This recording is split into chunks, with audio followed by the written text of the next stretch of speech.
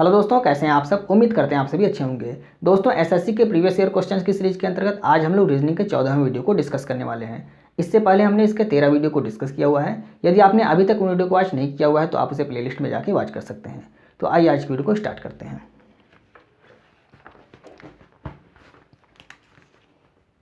आज का पहला प्रश्न देखते हैं। प्रश्न कह रहा है, एक विशिष्ट कूट भाषा में FRY को 147 और CROP को 208 लिखा जाता है, तो उसी कूट भाषा में MUSIC को किस प्रकार लिखा जाएगा। तो यहाँ पे आप क्या करेंगे, सबसे पहले इसका कोड कर लीजिए। तो कोडिंग इसकी करते हैं तो यहाँ 6 हो जाता है, 18 और ये 25। तो यहाँ पर देखिए 5 8 5 13 और 13 6 19 यानी कि 9 हो गया। अगर इसको ऐड करते हैं कितना आ गया, 9 आ गया। और 2 और एक 3 और एक 4 49 आ गया। अब यहाँ पे देखिए कितना है, 147। तो यहाँ पे कितना संख्या है, यहाँ पर 3 अल्फ़ाबेट है, संख्या नहीं अल्फ़ाबेट, 3 अल्फ़ाबेट हैं। तो यहाँ 3 से अगर आप गुणा करते हैं तो 3 9 27 और 3 चौक 12 और 2 14 यानी 147 आ गया।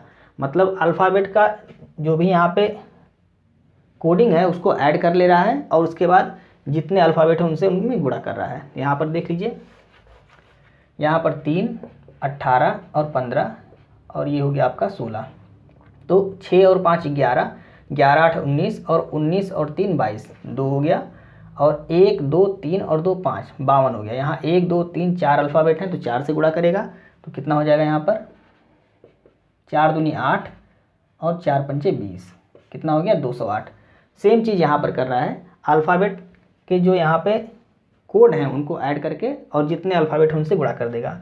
तो यहाँ हो गया 13 21 19 प्लस में आई का होता है ये 9 और प्लस में 3, तो 9 3 12, 12 9 21, 1 22, 22 3 कितना होता है, 22 3 25, 5 हो गया।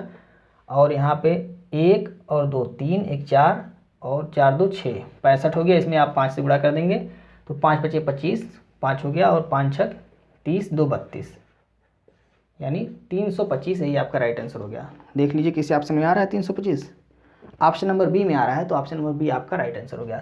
यानी यहाँ पर कितना रहेगा, 325, यही आपका राइट आंसर हो गया। ऑप्शन नंबर बी आपका राइट हो गया। तो पहले प्रश्न में आपने क्या किया, कोड जितने भी थे उनको ऐड करके जितने अल्फ़ाबेट हैं उनसे गुणा कर दिया और आपका यहाँ वाली संख्या आपको प्राप्त हो गई। आइए हम दूसरा प्रश्न देखते हैं। दूसरा प्रश्न ये गणित का प्रश्न है। प्रश्न कह रहा है, एक पिता और उसके पुत्र की वर्तमान आयु का योग 58 वर्ष है। 4 वर्ष पूर्व उनकी आयु का अनुपात 4:1 था, तो पिता की वर्तमान आयु कितनी होगी। तो इस प्रश्न का सबसे आसान तरीका देखिए क्या है, ध्यान से देखिएगा। कह रहा है पिता और पुत्र की वर्तमान आयु का योग कितना है, 58। तो यह से फादर हो गए और पुत्र यानी कि सन हो गए, इन दोनों की आयु का योग कितना है, 58 वर्ष है। ये वर्तमान में यानी कि प्रेजेंट में, यहाँ आप क्या लिख लेंगे, प्रेजेंट में। अब कह रहा है 4 वर्ष पूर्व उनकी आयु का अनुपात 4:1 था। 4 वर्ष पूर्व यानी कि यहाँ आपका क्या कर रहा है, -4 वर्ष पहले क्या था, पिता की आयु अगर 4 थी तो पुत्र की आयु कितनी थी, 1 थी। तो इनके आयु का अनुपात कितना हो गया, 4:1 हो गया। तो हमको 4 वर्ष पूर्व इनकी आयु का अनुपात हमको पता है, तो 4 वर्ष पूर्व हम इनकी आयु का योग भी निकाल सकते हैं। कैसे निकाल सकते हैं, क्योंकि हमको वर्तमान की आयु का योग दिया हुआ है, तो 4 वर्ष पूर्व हमको निकालना रहेगा। तो हम पिता में 4 वर्ष और पुत्र में 4 वर्ष घटा देंगे, यानी कि इसमें हम कितना घटाएंगे, इसमें हम 8 घटाएंगे। तो 8 अगर घटा देते हैं तो हमको 4 वर्ष पूर्व इन दोनों की आयु का योग प्राप्त हो जाएगा। तो यहाँ पर देखिए, अगर हम यह निकालते हैं कि -4 वर्ष पूर्व यानी कि 4 वर्ष लिख देते हैं, 4 वर्ष पूर्व आयु का योग कितना हो जाएगा, तो 58 में से हम 8 घटा देंगे, कितना हो जाएगा 50। अब यहाँ 8 हम क्यों घटा रहे हैं, इसमें आपको कन्फ्यूजन नहीं होनी चाहिए। यहाँ पर पिता की और पुत्र की वर्तमान आयु दिया हुआ है। अब हम कह रहे हैं कि 4 वर्ष पूर्व, तो 4 वर्ष पूर्व जितनी पिता की आयु होगी उसमें भी 4 वर्ष घटेगा और जो पुत्र की आयु होगी उसमें भी 4 वर्ष घटेगा, इसलिए हम यहाँ पे 8 घटा रहे हैं। तो अब उम्मीद करते हैं आपको ये समझ में आ गया होगा। अब यहाँ 50 दिया हुआ है टोटल, यानी कि जो वास्तविक संख्या का योग है वो 50 है और अनुपातिक संख्या का योग कितना है, यहाँ पर देखिए 5 है। क्योंकि यह भी 4 वर्ष पूर्व इन दोनों की आयु का अनुपात है और 4 वर्ष पूर्व इन दोनों की आयु का योग है, तो जो यहाँ पे वास्तविक योग है इसमें हम अनुपातिक योग से क्या करेंगे, तुलना कर देंगे। तो यहाँ कितना है 4 1 5, 5 से हम तुलना कर देंगे। और निकालना क्या है, निकालना है हमको पिता की वर्तमान आयु। तो पहले हम पिता की 4 वर्ष पूर्व आयु निकाल लेते हैं, तो 4 से हम यहाँ गुणा कर देते हैं। वही चीज़ जो हमने इससे पहले आपको बताया, 1 2 प्रश्न आए थे कि जो दिया हुआ है उससे तुलना कर देंगे, जो निकालना है उससे हम गुणा कर देंगे। तो 5 से 10 बार में कट गया, यहाँ कितना आ गया 40 आ गया। यानी कि पिता की 4 वर्ष पूर्व आयु कितनी थी, 40 वर्ष थी। तो हमसे पूछ रहा है वर्तमान में, तो 4 वर्ष पूर्व 40 थी, तो वर्तमान में 4 हम ऐड कर देंगे, यानी इसमें हम क्या करेंगे +4 44 वर्ष। यही हमारा राइट आंसर हो गया। देख लीजिए ऑप्शन नंबर डी हमारा राइट आंसर है। तो दूसरे प्रश्न का ऑप्शन नंबर डी राइट है। ये मैथ का प्रश्न था, समझाने में आपको समय लग रहा है।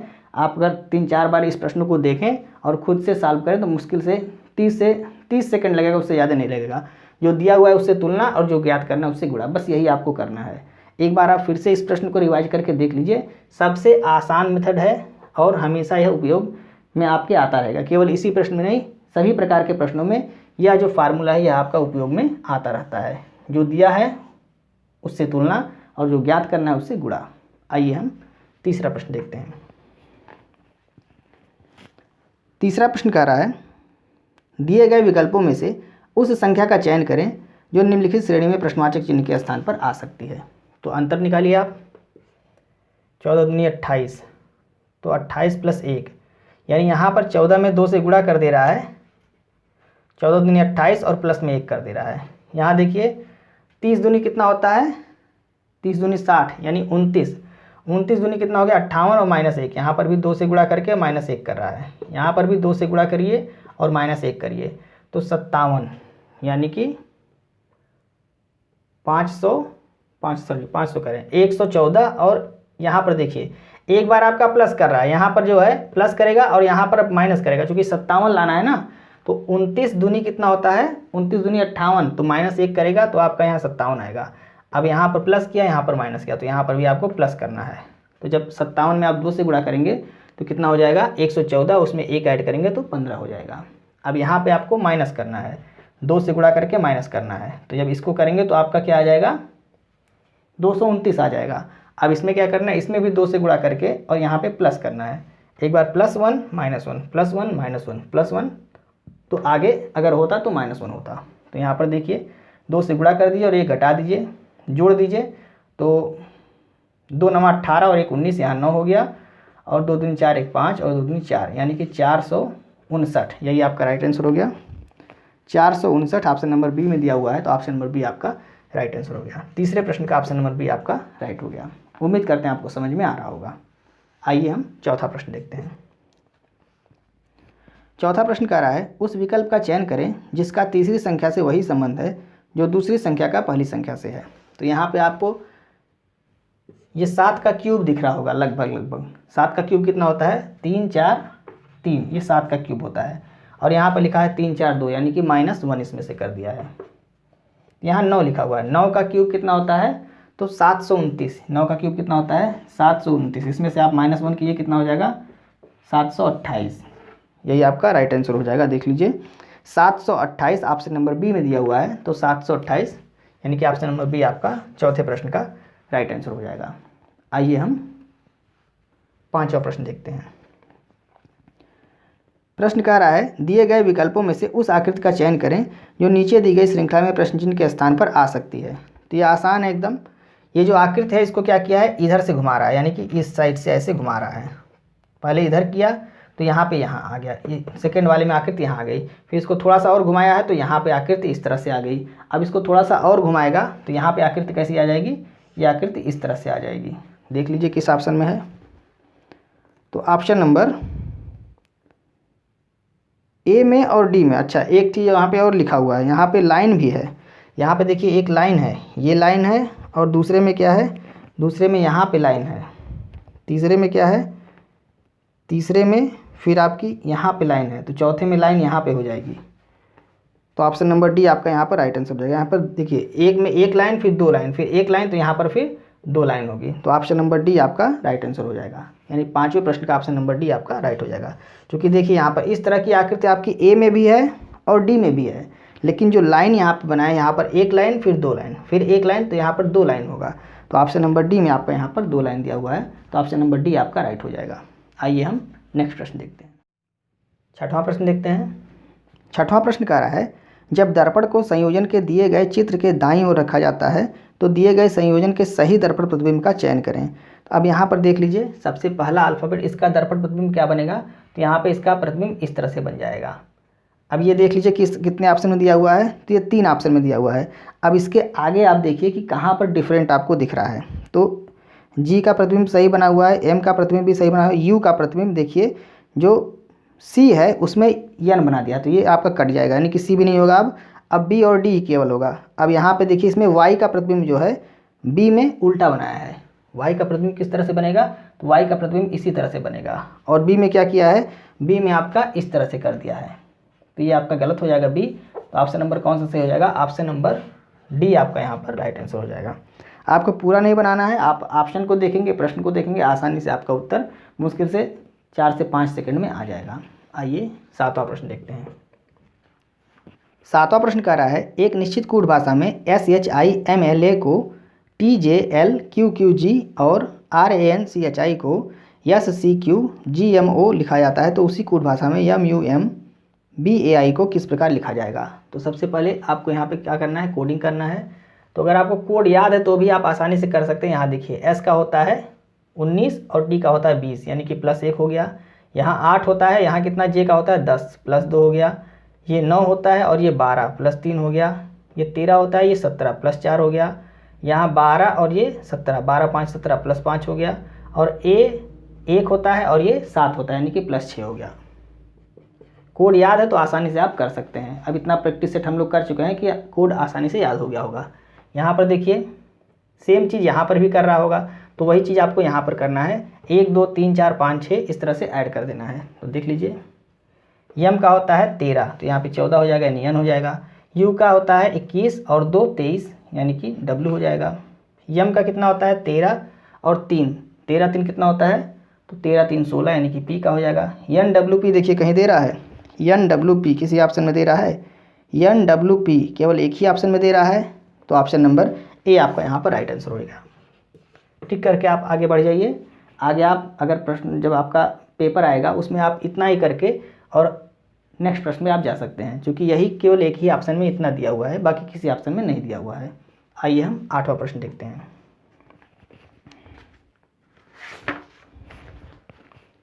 8वां प्रश्न कह रहा है, यदि ए जोड़ को निरूपित करता है, बी गुणा को निरूपित करता है, तो ए जो है यहाँ पे प्लस को निरूपित करता है और बी गुणा को निरूपित करता है। उसके बाद कह रहा है सी घटाना को निरूपित करता है और डी विभाजन को निरूपित करता है। तो सी घटाना को निरूपित कर रहा है और डी विभाजन को निरूपित कर रहा है। अब इसी को आपको सॉल्व करना है। तो सबसे पहले ब्रैकेट सॉल्व कीजिए। 15 दूनी ये कितना हो गया, 30 हो गया, और ये माइनस है 16 चौक, तो यहाँ पे आपका देखिए 16 चौक का 64, और ये माइनस है और ये भी माइनस है, मतलब -64 और -30। इसको जब आप ऐड करेंगे कितना हो जाएगा, -94। मतलब इतने को आपने जब सॉल्व किया तो कितना आ गया, -94। यहाँ माइनस आप ध्यान रखिएगा, -94। अब इधर देखिए यहाँ कितना है, +93। तो -94 और +93, तो इसको भी जब आप सॉल्व करेंगे यहाँ कितना बचेगा, -1 बचेगा। और यहाँ पे है 23 और यहाँ 483, इसको जब आप काटेंगे तो 23 दूनी कितना होता है, 46, और 23 एकम 23, यानी 21 आ गया। 21 - 1 कितना हो गया, 21 - 1 बराबर 20। आपका उत्तर कौन सा हो गया, देख लीजिए, ऑप्शन आपका ए राइट हो गया यहाँ पे, यानी 8वें प्रश्न का ऑप्शन नंबर ए राइट है। 21 में से 1 आप घटाएंगे कितना आ जाएगा, 20 आ जाएगा। आपको केवल बार्डमास का नियम लगा के यहाँ पे सॉल्व करना है और कुछ नहीं करना है। 9वां प्रश्न देखते हैं। उस सही विकल्प का चयन कीजिए जो दिए गए शब्दों के उस क्रम को दर्शाता है जिस क्रम में वे अंग्रेजी शब्दकोश में आते हैं। तो यहाँ पर देख लीजिए, NE, NO, NE और NO और NI, यानी पहले क्या आएगा, पहले E आएगा, और E के बाद फिर O आएगा, E के बाद फिर I आएगा, उसके बाद O आएगा। I होता है 9 और O होता है 15। तो इन दोनों में देखिए E के बाद R है और यहाँ E के बाद B है, तो पहले आपका 3 हो जाएगा, उसके बाद 1 हो जाएगा, और इसके बाद इसके बाद आपका आई आता है, मतलब 5 हो जाएगा। 3 1 5 किसी ऑप्शन में दिया हुआ है, 3 1 5, 3 1 5 केवल एक ही ऑप्शन में दिया हुआ, ऑप्शन नंबर बी। तो ऑप्शन नंबर बी को टिक करके आप आगे बढ़ जाएंगे। इसके बाद आपका 3 1 5 के बाद क्या आ जाएगा, यहाँ देखिए ओ है, ओ बी है और ओ एम है, तो पहले बी आ जाएगा यानी कि 2 हो जाएगा, उसके बाद फिर 4 हो जाएगा, यानी 3 1 5 2 4 यही आपका राइट आंसर हो जाएगा। आप केवल इतना ही करके आगे बढ़ सकते हैं। आइए हम नेक्स्ट प्रश्न को देखते हैं। 10वां प्रश्न देखते हैं। 7 डॉक्टर STUV X Y और Z केस स्टडी के लिए एक गोल मेज के परितः केंद्र की ओर मुँह करके बैठे हुए हैं। तो यहाँ पे आप एक गोल मेज बना लीजिए और इसमें 7 मित्र को 1 2 3 4 5 6 और 7 मित्र को आपने यहाँ पे उनके स्थान को दर्शा दिया। अब प्रश्न में कह रहा है Y Z के दाएं तीसरे स्थान पर है, यानी कि Y जो है वो Z के दाएं, अगर Z यहाँ पे है तो 1 2 तीसरे स्थान पे कौन है, Y है। इधर से दायां होता है और इधर से बायां होता है, ये आपको याद रखना है। Y Z के दाएं तीसरे स्थान पे है और यस तथा X के बीच में है। Y S तथा X के बीच में, यानी कि यस और X यहाँ पे हो सकते हैं, X यहाँ पर भी हो सकता है और यस यहाँ पर भी हो सकता है। इनका स्थान अभी क्लियर नहीं है। आगे देखिए क्या कह रहा है, आगे कह रहा है Z U के दाएं दूसरे स्थान पर बैठा है। Z जो है वो U के दाएं, दाएं इधर से चलेगा, यानी कि U अगर यहाँ पे रहेगा तो इसके दाएं 1 और 2 दूसरे स्थान पे कौन बैठा है, Z बैठा हुआ है। V X के बाएं तीसरे स्थान पर बैठा है। V जो है वो X के बाएं, तो बायां इधर से चल रहा है, मतलब अगर X यहाँ पे है तो 1 2 3 यहाँ पे कौन बैठा हुआ है, V बैठा हुआ है। और अगर X यहाँ पर होता तो 1 2 3 यहाँ पर भी V बैठ सकता था। लेकिन आगे स्थिति को देखिए, आगे कह रहा है Y और V के बीच 2 डॉक्टर बैठे हैं, यानी कि Y और V के बीच 2 डॉक्टर बैठे हुए हैं। तो यहाँ पर देखिए अगर यहाँ पर Y है और V है तो 1 और 2 डॉक्टर इसके बीच में बैठे हुए हैं, मतलब कि X की स्थिति अगर आप यहाँ दर्शा रहे हैं तो Y और V के बीच में 2 डॉक्टर बैठे हैं। लेकिन अगर X की स्थिति आप यहाँ पर दर्शाते तो यहाँ पर भी हो जाता, तो Y और V के बीच में केवल एक ही लोग बैठते, इसलिए यह स्थान इन सभी का एकदम क्लियर हो गया। अब देखिए यहाँ पर बच कौन रहा है, एक बच रहा है तो उसको आप बैठा दीजिए, यानी STUV T बचा हुआ है तो T को आप यहाँ पर बैठा दीजिए। अब आपसे प्रश्न क्या पूछ रहा है, दी गई जानकारी के आधार पर निम्नलिखित कथनों में से कौन सा कथन सही है। ए कह रहा है Z ठीक T और X के बीच में बैठा है, T और X के बीच में Z नहीं है, गलत हो गया। दूसरा है यस T के बाएं चौथे स्थान पर है। यस जो है वो T के बाएं, बाएं मतलब इधर 1 2 3 4 चौथे स्थान पे कौन है, यस बैठा हुआ है, मतलब ये राइट है। ऑप्शन नंबर बी आपका यहाँ पर राइट हो गया। 10वें प्रश्न का ऑप्शन नंबर बी राइट है। उम्मीद है आपको समझ में आया होगा। आइए हम 11वां प्रश्न देखते हैं। किसी विशिष्ट कूट भाषा में FALSE को 2 1 4 1 5 8 8 के रूप में कूटबद्ध किया जाता है, तो उसी कूट भाषा में CHOICE को किस रूप में कूटबद्ध किया जाएगा, आपसे पूछा जा रहा है। तो यहाँ पर देख लीजिए, अगर आप यहाँ पर देखिए तो F का अपोजिट क्या होता है, F का अपोजिट U होता है और U का कोड कितना होता है, 21 होता है। U का कोड 21 होता है। और यहाँ पर A पर यहाँ पर 4 लिख दिया है। और L का अपोजिट क्या होता है, O होता है। L का अपोजिट O होता है तो उसका कोड कितना होता है, 15, यानी इसका कोड 15 होता है।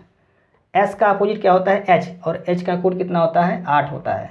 E का अपोजिट, तो E का यहाँ पे 8 लिखा हुआ है। E का V होता है, V का 22 होता है। तो यहाँ पर देखिए इसमें क्या कर रहा है, 1 होता है इसका और इसका 5 होता है, तो 1 में 3 प्लस कर दे रहा है तो यहाँ पे 4 हो गया, और 5 में 3 प्लस कर दिया तो यहाँ पे 8 हो गया।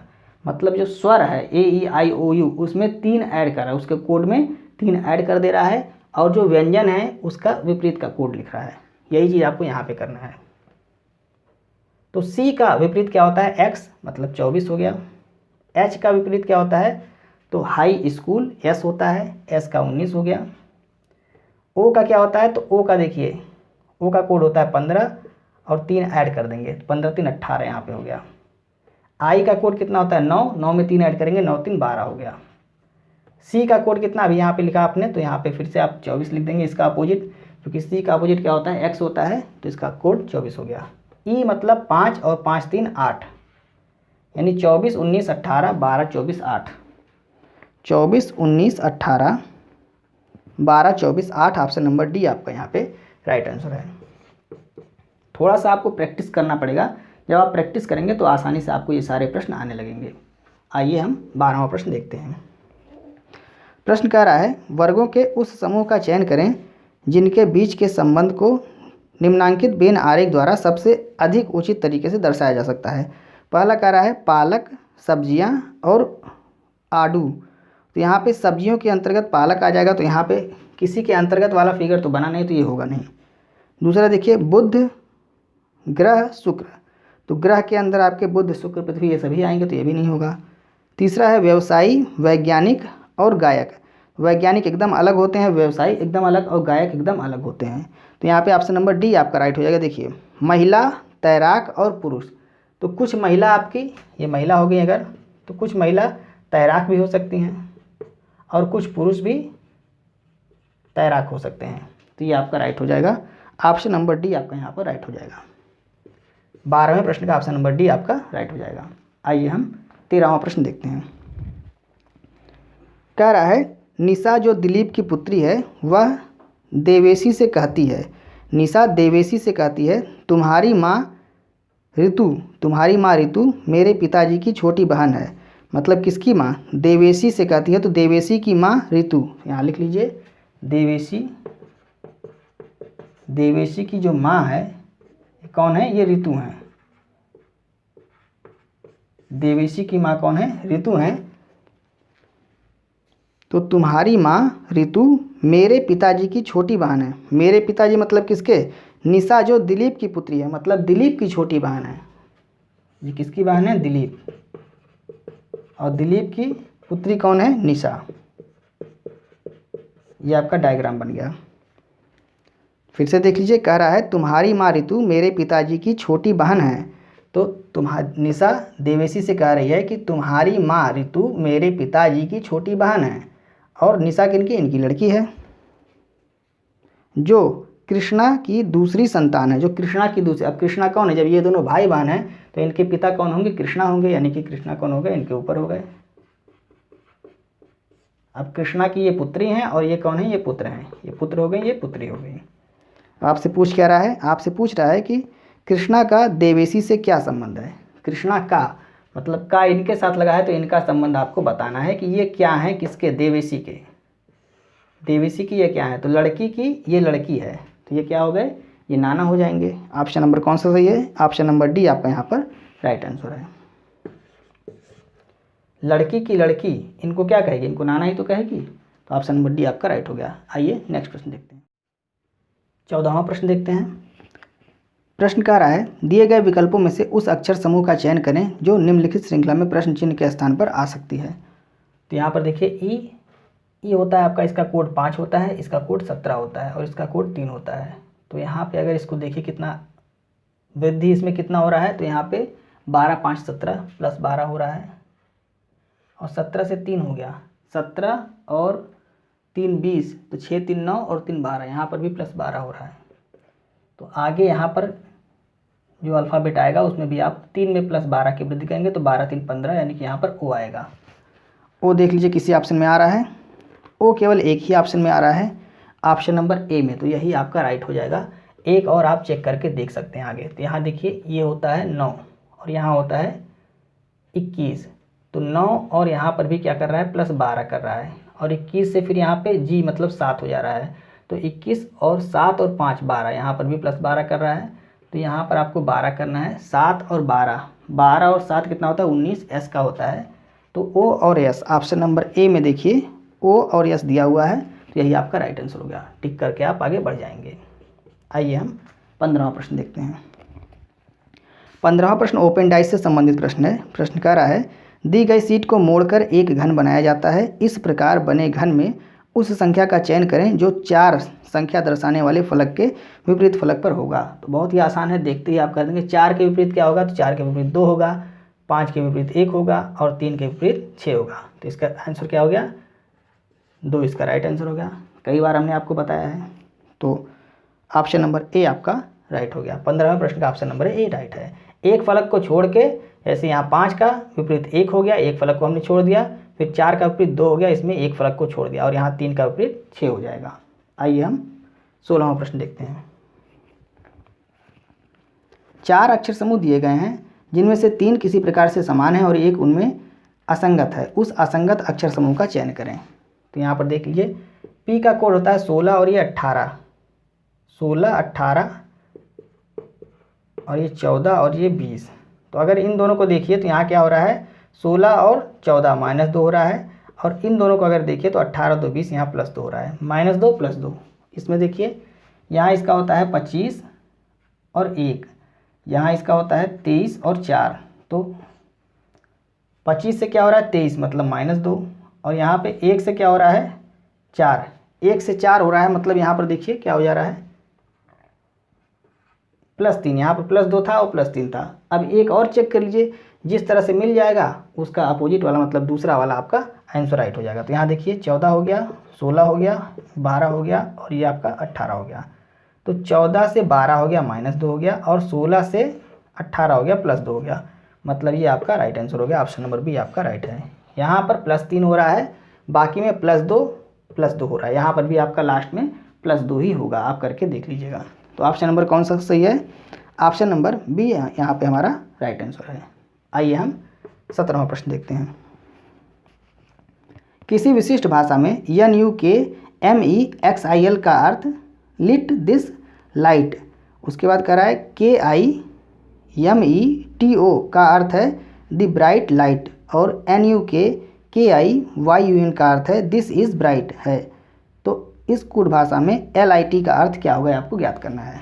तो यहाँ पर देखिए लिखा हुआ है, आपको देखना है LIT का कोड आपको बताना है। यहाँ पर देखिए दिस और लाइट का कोड आपको पता करना पड़ेगा, तो इसका कोड अपने आप मिल जाएगा। तो और किसी ऑप्शन में यहाँ पर लाइट दिख रहा है, यहाँ पर भी लाइट, मतलब यहाँ पर लाइट है और यहाँ पर लाइट है। तो इन दोनों में देखिए क्या कॉमन है, तो यहाँ पर देखिए कॉमन यहाँ पे कुछ दिख रहा है, तो यहाँ पर ME यहाँ पर है ये, तो ME आपका कॉमन हो जाएगा, ये कॉमन है और ये कॉमन है। तो ME किसका कोड हो गया, लाइट का कोड हो गया। अब आपको दिस देखना है, तो दिस यहाँ पर है, दिस यहाँ पर है, मतलब यहाँ और यहाँ, इसमें और इसमें देखना है कौन सा कॉमन है। तो यहाँ पर ये कॉमन है, NUK और NUK ये कॉमन है। बचा क्या, XIL बचा और यहाँ पर LIT। तो LIT का कोड क्या हो गया, XIL, यही आपका आंसर हो गया। यहाँ पे हो जाएगा XIL। देख लीजिए किस ऑप्शन में दिया हुआ है, XIL ऑप्शन नंबर सी में दिया हुआ, तो यही आपका राइट आंसर हो गया। यहाँ जो दिया हुआ है उसी से आपको केवल मिलाना है कि किसका कोड कौन सा हो सकता है। जो कॉमन है उसी को आप ढूंढ लीजिए। यहाँ दोनों कॉमन थे, इन दोनों में हमने कॉमन ढूंढ लिया। यहाँ दिस और दिस कॉमन थे, तो पहले में और तीसरे में हमने कॉमन ढूंढ लिया, एक बच गया, यही इसका कोड हो गया। आइए हम नेक्स्ट प्रश्न को देखते हैं। 18वां प्रश्न देखते हैं। दिए गए विकल्पों में से उस संख्या का चयन करें जो निम्नलिखित श्रृंखला में प्रश्न चिन्ह के स्थान पर आ सकती है। तो 1, 8, 81, यहाँ पे क्या होगा आपको याद करना है, यहाँ 15,625। तो यहाँ पर देखिए 1 का स्क्वायर, आप इसके 1 को 1 का स्क्वायर, 1 का क्यूब कुछ भी लिख सकते हैं। यहाँ पर देखिए ये 8 क्या है, 8 2 का क्यूब है, यानी 1 का स्क्वायर 2 का क्यूब, और ये आपका 3 पर पावर 4 अगर करते हैं, यानी 3 3 का 9, 3 27 और 3 81। तो यहाँ पर देखिए 1 2 3 और यहाँ पर 2 3 4, तो यहाँ पे क्या होगा, 3 के बाद 4 आएगा और 4 के बाद 5 आएगा। इस पर पावर कितनी लगेगी, यहाँ 2 3 4, तो यहाँ पावर 5 हो जाएगा और यहाँ पावर 6 हो जाएगा। अब 4 का आप 5 बार अगर गुणा करते हैं तो कितना आएगा, 1024 आता है।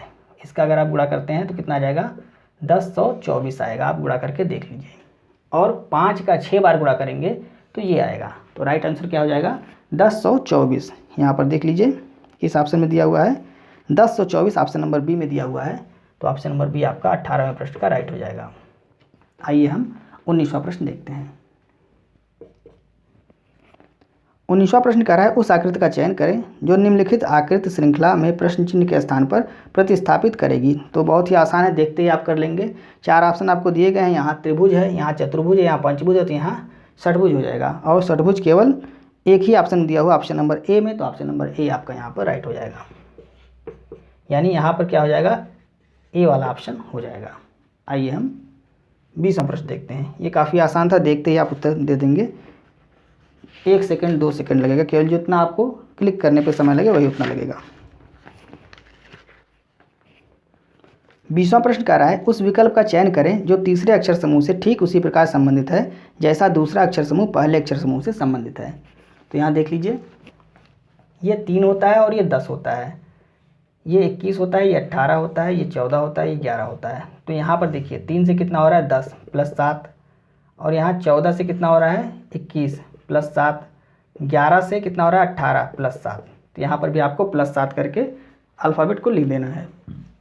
तो यहाँ पे होता है 6 में 7 ऐड करेंगे तो 7 × 6 = 13 M का होता है, 10 और 7 = 17 Q का होता है, और 12 और 7 = 19 S का होता है, यानी कि MQS यही आपका राइट आंसर हो गया। MQS देख लीजिए ऑप्शन नंबर सी में दिया हुआ है, तो ऑप्शन नंबर सी आपका राइट आंसर हो गया। तो उम्मीद करते हैं आज के 20 प्रश्न आपको समझ में आए होंगे। यदि आपको कोई प्रश्न समझ में परेशानी हो रही है तो आप उसे कमेंट करके बता सकते हैं, उस प्रश्न को हम नेक्स्ट वीडियो में डिस्कस कर लेंगे। तो यदि आपको आज की वीडियो अच्छी लगी तो आप इसे लाइक ज़रूर करें और अपने दोस्तों को इसे शेयर ज़रूर करें। मिलते हैं नेक्स्ट वीडियो में। जय।